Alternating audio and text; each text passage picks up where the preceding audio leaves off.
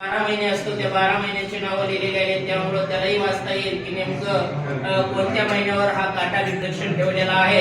त्याच्यामुळे त्याला त्या महिन्यातल्या जो महिना चालू आहे त्याचं ज्ञान त्याला मिळणार आहे.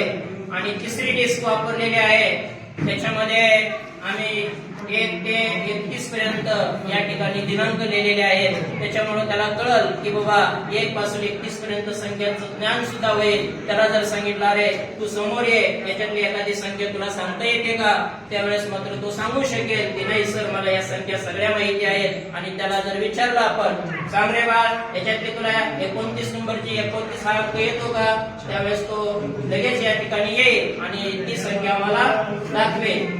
आणि चौथी जी डिस्क वापरलेली आहे त्याच्यामध्ये आम्ही इसवी सणाची म्हणजे वर्षाचे या ठिकाणी वर्ष टाकलेले आहेत. त्याच्यामुळे आपल्याला कळतं की हे कॅलेंडर आपण एका वर्षासाठी वापरू शकतो, दुसऱ्या वर्षी वापरू शकतो, तिसऱ्या वर्षी वापरू शकतो.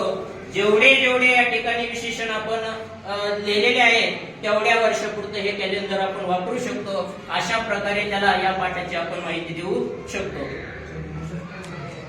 आणि याच्यामध्ये आपल्याला अध्ययन निष्पत्तीमध्ये किंवा म्हणजे या विद्यार्थ्यांना संख्या ज्ञान त्याप्रमाणे होत असतं, संख्या ज्ञानाची माहिती सुद्धा अध्ययन निष्पत्तीमधून होत असते. अशा प्रकारचं आम्ही हे निवडलेलं आहे.